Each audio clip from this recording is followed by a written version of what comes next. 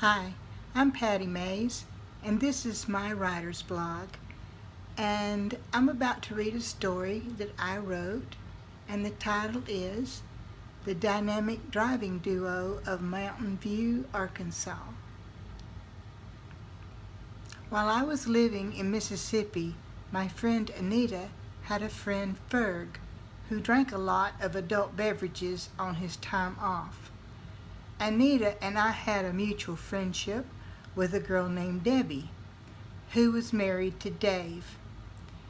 Dave and Debbie were about to move from Mountain View, Arkansas to Denver, Colorado. So Anita and I decided to go and see them in Arkansas before they moved so far away.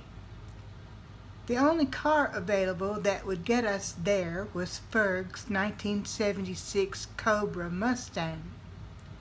So, one mid-afternoon in late summer, early fall of 1981, when I was 23 years old, we three set off on my first genuine road trip, totally unprepared.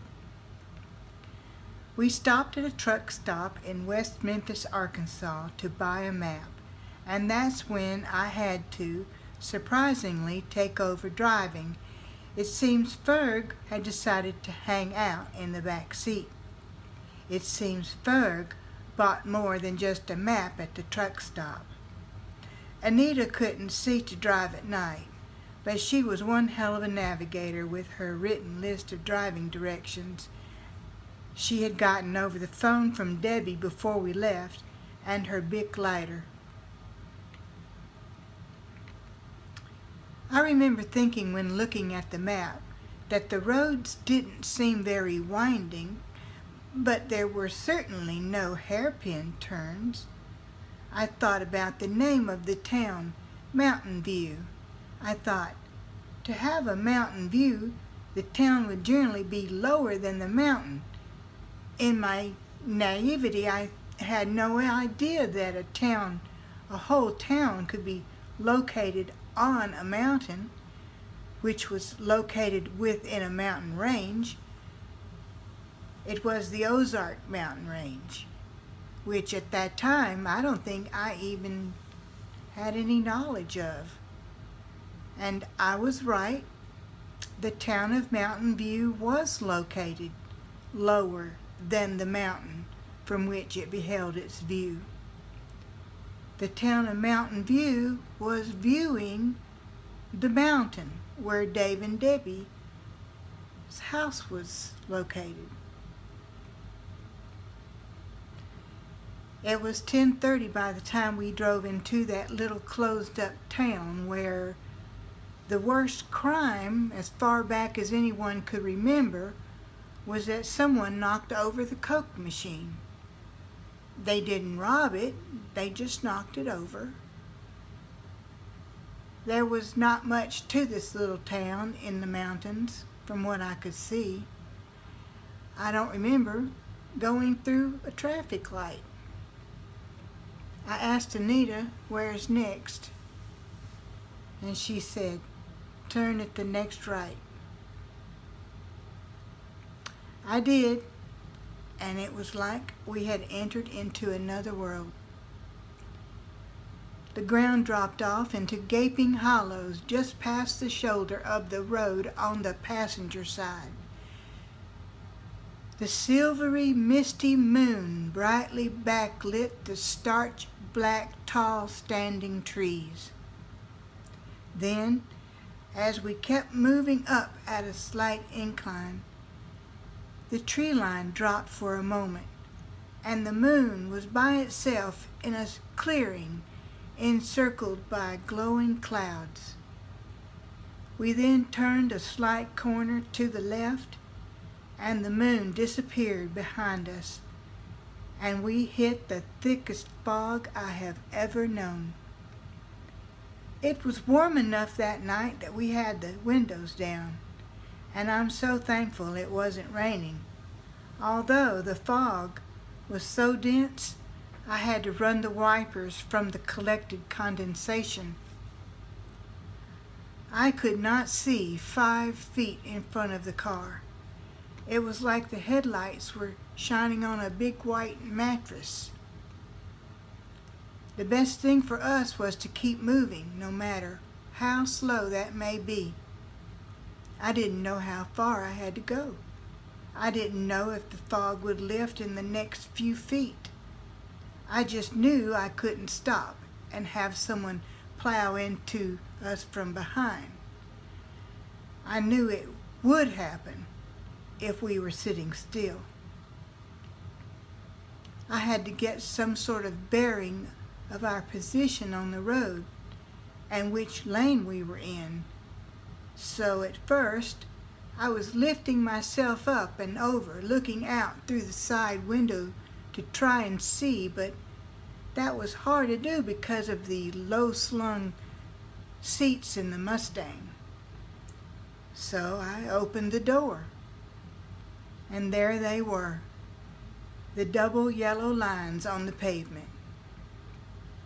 The headlights were illuminating them just enough that I could see them quite well as they sped past under my left foot as it propped open the car door. I knew the car door couldn't extend open past the yellow lines in case, heaven forbid, we met someone on the road. So I watched the end corner of the car door together with the outer edge of the yellow paint and steadily kept our car on the far left side of our lane for what seemed like at least 6 miles. We were creeping up the mountain with the speedometer registering no more than 5 miles per hour. Looking out the front window was pointless for me, but it was essential for Anita to keep her eyes peeled into that smoky, hypnotic obscurity. As crazy as it seems, we did meet another vehicle. Anita saw its headlights coming in time, and I was able to pull to the right a little bit.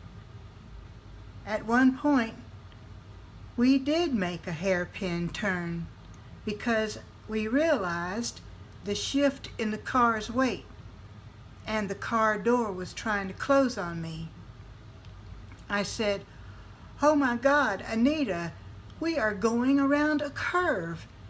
This is one of those hairpin turns. You know what this means, right? We're on the side of a blankety-blank mountain." We looked at each other with bulged out eyes in the darkness. "You're doing great. Just don't stop," she said. When we finally arrived at Dave and Debbie's castle, their house, and they raised the drawbridge and trumpeted our arrival, they met us in their driveway, it was close to 12 o'clock midnight. They all talked till the wee hours of the morning, but I was regretfully, soberly withdrawn. I'm sure they thought I was being aloof, but my brain just couldn't form words at the time. I think now, 37 or more years later, before such a term was known to me, I was experiencing post-traumatic stress episode. It took days for my stomach to become unknotted.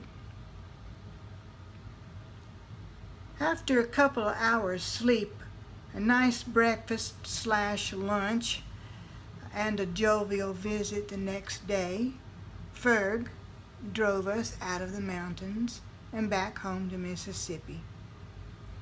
I was sure to be aware of what our trek in the fog looked like in the daytime. What took me an hour and a half to drive up took Ferg about 15 minutes to drive down. And there were at least 6 major drop-offs and 1 hairpin turn. Lesson learned. Mountains have fog. Don't drive in the mountains at night. Leave earlier or sleep in your car. Arriving later is better than not arriving at all.